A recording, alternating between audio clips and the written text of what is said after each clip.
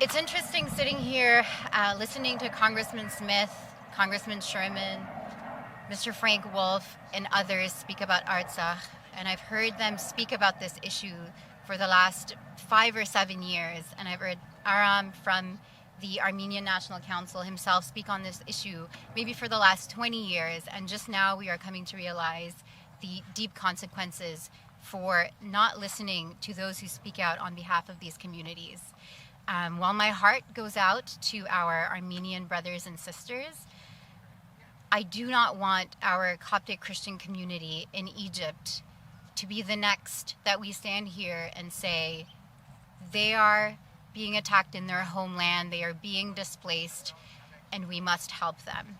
Coptic Christians are the indigenous people of Egypt, and with the ever-dwindling number of Christians in the Middle East, they are the last bastions of hope for the survival of Christianity in its very birthplace. Living under dimitude as a result of the Islamic conquest of Egypt in the 7th centuries, Copts have found themselves to be tolerated second-class citizens in their own home country. Today, this persecution persists.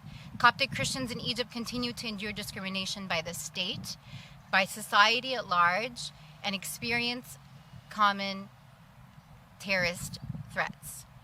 Laws that are there to protect their rights are undermined, and justice is easily sidestepped by the perpetrators of injustice, creating an environment of impunity and making it impossible for Copts to realize their equal citizenship and live in the full scope of human dignity.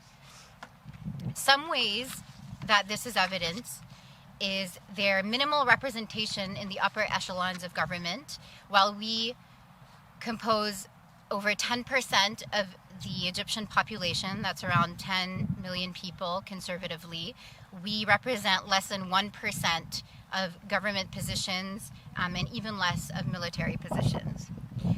Just as Congressman Frank Wolf noted, the history of the Copts is nowhere in primary and secondary education. It is as if between the Roman era and the Islamic conquest of Egypt, there was a dead space of time in which Copts did not exist.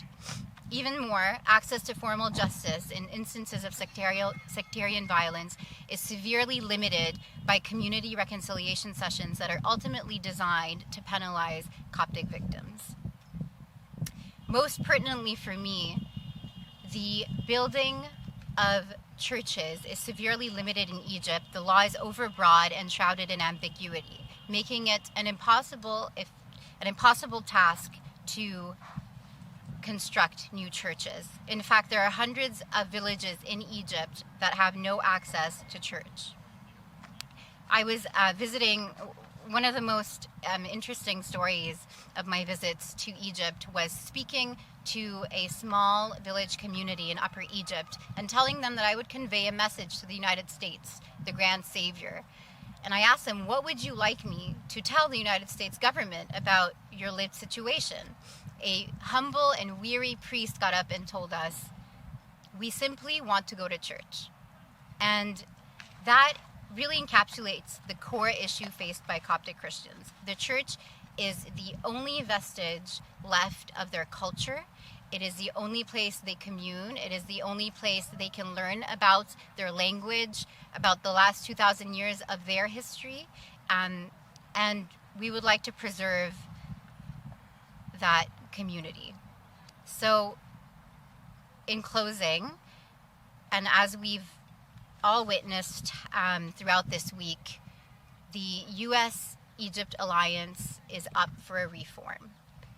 As Congressman Frank Wolf, former Congressman Frank Wolf noted, we cannot keep giving billions of dollars to so-called allies that continue to disregard American values and continue to step all over our belief system and ignore these important human rights issues. Thank you.